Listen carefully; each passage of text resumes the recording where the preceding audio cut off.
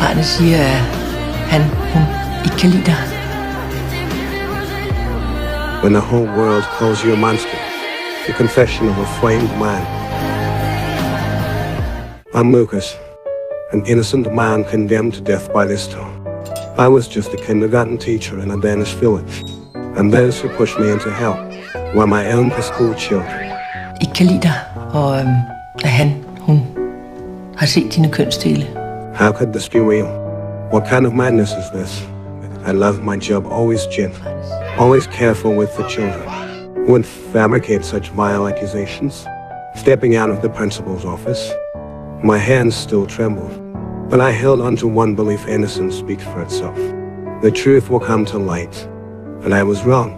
Then came the child psychologists, and everything spiraled into madness. Their leading questions wove an invisible net, slowly pulling the children toward predetermined answers. This was no longer about truth. They weren't investigating, they were building a case. At du havde set Lucas' tissemand. That day, I was the first to leave the school, but there was no relief in it. My mind kept circling the same question. How did everything go so wrong? The next day, the principal called an emergency meeting, warning every parent to check if their child had been harmed. Og jeg tror ikke, børn lyver ikke på den måde. I tried to speak with the principal, but she dodged me like I carried the plague. Hvordan kan du finde sådan noget? Du må være sur. I stood there, speechless. What had I even done wrong? Then, amid the shouting, the principal let slip an name, Clara. My body froze. Clara, the daughter of Theo, my closest friend, a child that loved as my own. Why would she lie? Unless it was because of that day. That day was no different from you. I was playing with a group of children when Clara suddenly hugged me, gave me an inappropriate kiss, and presented a small gift she had made herself. When I politely declined, she denied it ever existed. Den er ikke fra mig. Jeg synes ellers, der står Clara på. Så må det være nogen, der driller dig. I know to her I level sweetheart. Kisses are just for mom and dad. But Clara shook her head violently. Den er ikke fra mig. Du lyver. Den er ikke fra mig. I thought it was just a child's pride. I never imagined the tiny lie ignited like wildfire, burning my life to ashes. Er der sket noget, Clara? Jo, han gav mig det her hjerte, men jeg vil ikke have det. Jamen, han strider livet i luften som en... Clara's words spread through the town like a virus. Suddenly, colleagues eyed me differently. Even my son denied our holiday together, his mother citing safety concerns. All because of a little girl's lie. I rushed to Theo, wanting to discuss this matter with him. Theo received me as usual, but I could see his gaze toward me had changed. Lucas, jeg kender min lille pige, og hun lyver ikke, og det har hun aldrig nogensinde gjort. In that moment, I knew a decade of friendship shattered by a single lie. To him, I was already the monster. No words could cut through that poison now. When trust collapses, truth becomes noise. A wave of helplessness hit me as I turned to leave. Then Theo's hand clamped my shoulder. Hvis du har rørt min lille datter, så får du en kugle. But he wrested the cruel twist the moment I left. Clara confessed the truth. Han har ikke gjort noget. Det var bare mig, der sagde noget dumt noget. And it was already too late. Agnes dismissed Clara's confession. She thinks Clara's just ashamed to admit it. In the court of adult prejudice, a child's truth became another lie. They'd already carved my name into the town's gallows, even with the witness gone. The stones kept flying. Maybe guilt still gnawed at Clara. She came to my house alone, asking to walk my dog, Fanny. I knew her I was malicious, so I said yes. But when I asked what exactly did I do to you, her answer froze my blood. Så ved jeg ikke. Jeg kan ikke huske det mere. Det er også de andre. My body turned to ice. The situation seemed to be getting worse. This wasn't just Clara anymore. Other children were now weaving stories about things they'd never done. I couldn't understand why the children who used to enjoy playing with me would tell such lies. The investigation crept forward, each day stretching longer than the last. I was trapped in purgatory, watching the calendar, waiting, just waiting. Then, my son Marcus arrived, pouring sunlight into my crumbling world. But it lasted only one night. The next day, the police came to take me away. Not wanting to worry Marcus, I forced calm and pretended everything was fine. But I should have known, a boy wouldn't stay silent. That night, he stormed into Theo's house and cornered Clara in front of everyone. Hvorfor lå du min far? Det gør jeg ikke. Clara, kom her. Kom, Clara, nu går vi op. Stop det der. Hvorfor lå du min far, dit svin? I knew my son was defending me his own way, but he was too young to understand how terrifying the world's prejudices could be. His anger only earned him a beating. My brave, broken boy. But on this sea of hatred, one anchor held firm. My friend, Marcus' godfather, the only soul in this town who looked at me and still saw a man. I owe him more than words. He shared the details of my investigation with Marcus. Alle børnene fortæller åbenbart den samme historie. De beskriver åbenbart i detaljer jeres kælder. Hvad for noget tapet, der er på væggene, farven på sofaen og så videre. The evidence was so hilarious. My God, and house doesn't even have a basement.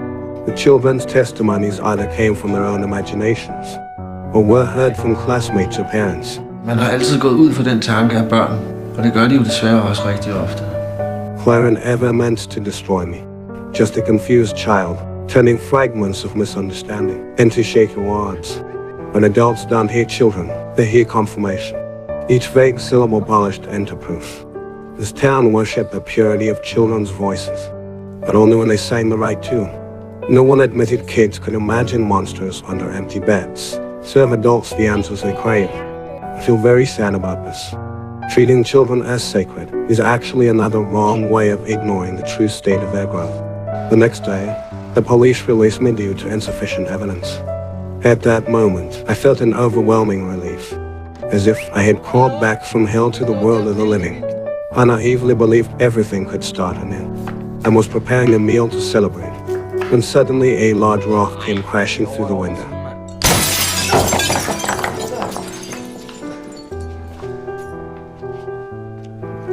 I rushed outside to check, but there was nothing there except for a black bag lying ominously on the ground. Cautiously, I approached and opened it, only to find Fanny inside. She had been strangled to death. From this moment on, I understood clearly my life could never return to what it was. Though the law declared me innocent, the town had already convicted me. There was no trial, no confrontation, just a silent hunt. Even if I had 100 mouths, I can't prove my innocence. To avoid implicating my son, I sent him back to his mother's house. Now, I'm alone again without Fanny, and without any friends. Perhaps Clara never imagined the life could lead to such devastating consequences. Yet all of this has indeed happened to me. The friends who once drank and hunted with me now deliberately avoid me. The supermarket refuses to sell me food. When I tried to assert my legal rights, I was met with physical violence. Everyone watched with amusement, convinced they were holding some form of justice. Går vi hjem, tak. Tak for i dag. Det må komme afsted. Skru af. Det er sidste gang, du kommer her. I had done nothing wrong. Why should I endure all this? In that moment, I decided I would no longer tolerate it. Jeg skal bare lige sige noget til dig. I fought for my basic rights in the only language they understood. It was that I refused reason, but that this world had long abandoned it. Yet to my surprise, Theo and his family witnessed me in such a wretched state. There was pity in the OS eyes, but I wanted none of it. The irony is that tonight is Christmas Eve, yet I find no peace in it. Sitting in the darkness, I thought for a long time about many things. In the end, I still decided to tidy up and attend the churches. After all, it wasn't me who was at fault. Why should I hide? Do you know what is more terrifying than violence? It is the unspoken of the entire town. Everyone avoids me, so I can only find a seat to sit down, listening to the sacred prayers on the altar. Mercy, forgiveness, light. My heart begins to churn. From being misunderstood by Clara, distrusted by friends, to now being completely disconnected from this world, I had been enduring it all. But at this moment, I could no longer suppress the collapse within me, and finally couldn't hold back the redness in my eyes. I knew Theo must also be here, so I slowly turned around and gazed at him through the crowd. He knows I blink excessively when lying. So in this Christmas Eve church where lies are forbidden, I used my eyes to tell him what I wanted to say. Theo's emotions began to grow complicated. Det er Jesus fødselsdag, ikke nok med det menneske. Det er fødselsdag. That was the profound loneliness and despair of a man stripped of society's trust. I thought Theo would understand, but when I looked back again, he and his wife Agnes were whispering. I didn't know what they were discussing, but I felt certain they were talking about me. Perhaps about my current wretched state, or maybe still discussing what they believed I had done to Clara. Thinking of this, I could no longer hold back.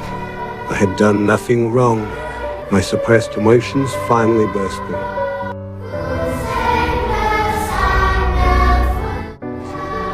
Sig noget til mig.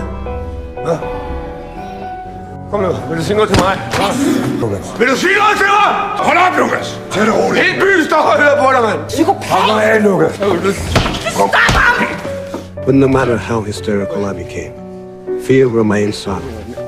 I grabbed his collar tightly, pulling him closer to make him look. What exactly was in my eyes? Ingenting. Der er ingenting. Der er ingenting. No lies, no guilt, only pain and loneliness. The church should have been a place of mercy and redemption, but now it has become a scene of silent, indifferent spectators. The collective injustice makes me feel bone minus chill and cold. In the late night, Theo actually came to my house, bringing with him a lavish Christmas dinner. Hey. Lukas. Actually, I knew why he had come, but I still politely asked. Fanden. Theo said he had thought a lot during dinner and went to see his daughter Clara. Clara said she seemed to have seen my dog Finn. On this minus-filled night, Theo finally confessed. Findes så meget ondskab her i verden, og hvis vi holder fast i hinanden, så forsvinder den. Du ved jo godt, at Lukas, ikke? Aller bedste ven. Clara also finally admitted her mistake from the bottom of her heart. Det var bare mig, der sagde noget dumt noget. Han har ikke gjort noget. Our friendship was precious, and Theo wanted to mend the cracks caused by distrust, which is why he came to me. On this night, symbolizing forgiveness and rebirth, I still decided to forgive him. Not because the pain was gone, but because I needed an outlet to breathe. I'm tired. I don't want to hate anymore. I just want to keep living. That night, I forgave everything, including those old friends who had drawn a clear line with me. After learning the truth, everyone seemed to accept our family again. Perhaps some of them had believed in me from the beginning, but changed due to the need to conform. Looking back at the past 6 months of life, it was literally hell. Now everything is finally over. Today, all my friends have gathered together to witness my son Marcus' transition from a boy to a man. In our tradition, a boy must successfully hunt game on his coming minus age day to truly become a man. For this occasion, I presented him with a hunting rifle, hoping he would have a good harvest today and wishing him courage to face any difficulties in the future. Afterwards, the hunting session officially began. Having given my son his instructions, we went our separate ways. I followed a group of deer to the stream, hoping to get a good arm or two. But just as I was trying to find a good shooting position, suddenly a gunshot rang out minus a bullet grazed past my ear and hit the tree wrong.